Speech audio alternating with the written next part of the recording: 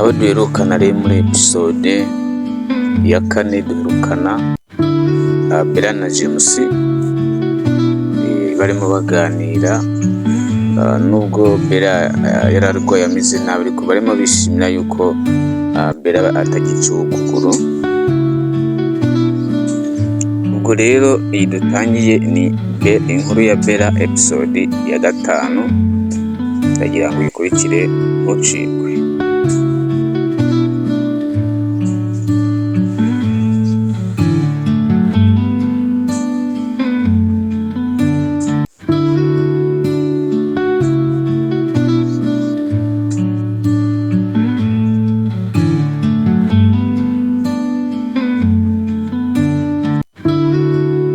Inkuru ya Bella episode 5, dutangiye rero James yitabye telefone, bari bamuhamagaye asanzwe akora ku bitaro byaho asanzwe akora. Yagize atya yumva telefone amuhamagaye aritaba. Hello.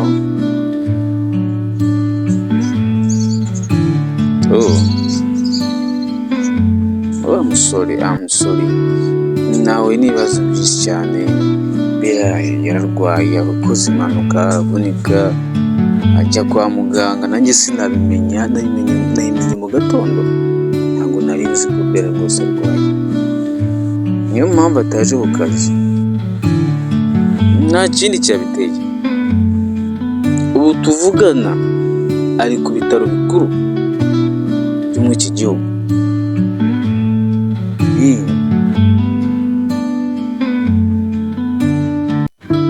Ni byiza rwose mwamusura, ngo ndakenewe.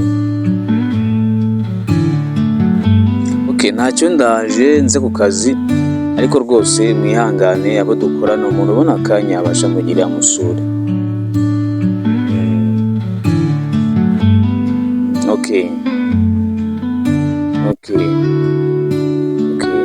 Sawa turi kumwe. James rero yitabye telefone avugana na mugenzi n'umukozi bakorana ku bitaro by'iwabo. Hanyuma James rero amaze kuvugana nawe kukubwira Bella ati Bella, noneho rero barampamagaye ndakeneye ku kazi. Ngira ngo nakuzana ibintu byinshi mu gikapu, ibintu byose uri bukeneye uri bibone, harimo ibyo kurya, ibyo kunywa, ibintu byose ubikeneye urabibona. Ndagiye gusa ntabwo ndi butinde, ariko bahati honest n'aba David bambwiye ko bari buze kukureba bakagusura. Na Nyasafari ambwiye ko ari buze. Rero nagira ngo ngende reka nsige mbwiye muganga. Ndagiye bamuye ku kazi ko byihutirwa, ndagiye ariko nyine mumwiteho, ndaza ntabwo ndi butinde ndi buze. James rero yaragiye, hanyuma asiga Bella aragenda asubira ku kazi, kuko ntabwo yarigeze asaba uruhushya. Yaje gitaraganya bitewe n'uko Bella yumvise yakoze impanuka. Ubwo rero Bella nawe hari abaganga baraje bamwitaho, bagerageza kumuvura, kuko ni abaganga bari baturutse hanze b'inzobere bazi kwita ku bintu by'amagufa yangiritse. Bamwitaho, bamushyiraho sima. Umugabo umwe aramubwira ati muko uraza kumera neza cyane, ntugire ikibazo, uraza gukira. Biratwara amezi makeya cyane, urakira rwose, kandi hari amahirwe y'uko uzongera ukagenda n'ibirenge byawe.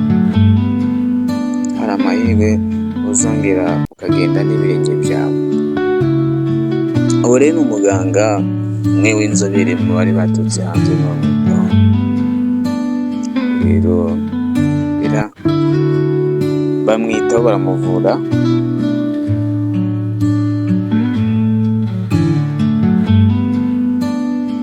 Akomeza kurwarira kwa muganga, ariko ubuzima bwe bukomeza kugenda burushaho kuba neza. James rero nawe ageze ku ivuriro yaje kubona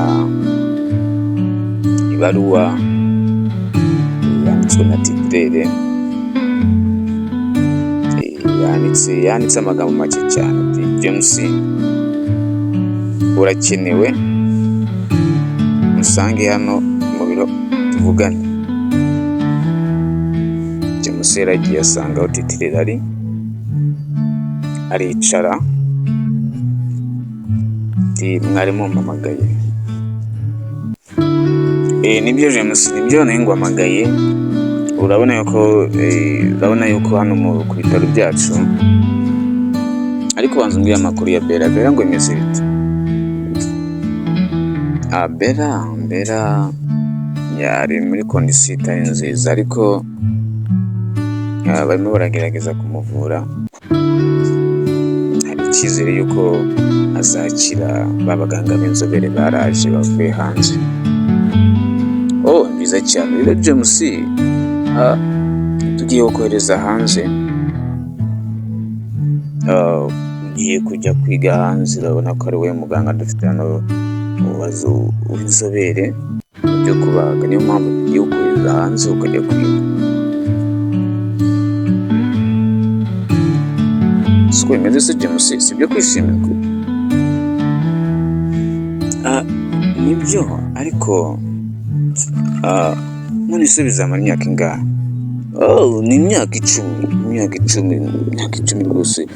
Ukaza noneho ukeneye mu gihugu, mbese uzaza ukora nk'ibyo ngibyo abo ngabo b'inzobere bumva baje. Uzaza nawe ukenewe cyane hirya no hino, ku buryo n'ibindi bihugu duturanye bizaza bikwiyambaza. James nawe ati ni byiza, ariko gusa uko biri kose ni byiza, ariko mfite ikibazo. Keretse byibura njyanye na Bella, cyangwa se basi nkasiga tubanye, ko numva ngiye ntagenda ntarabana na Bella.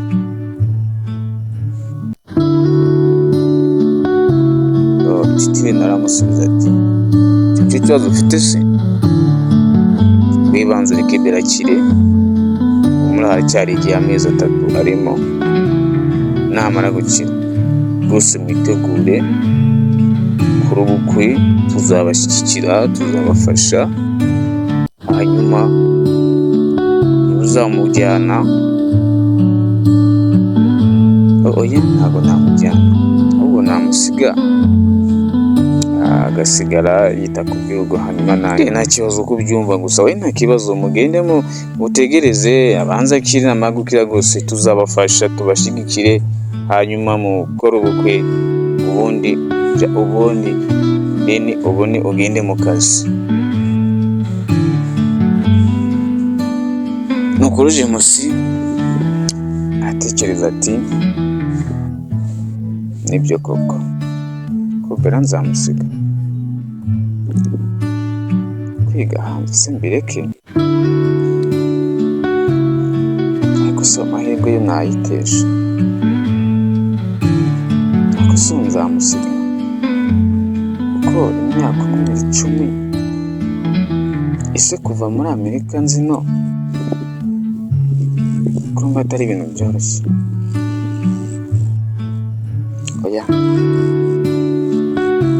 Ngo ibintu reka mbanze ndeke, ngomba kubitekerezaho neza. Byose ndumva bikeneye kujya kwiga, ndabikeneye, na Bella ndamukeneye.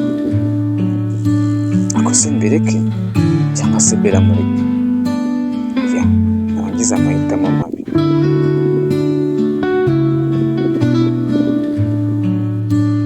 Ntuzacikwe na episode ya 6.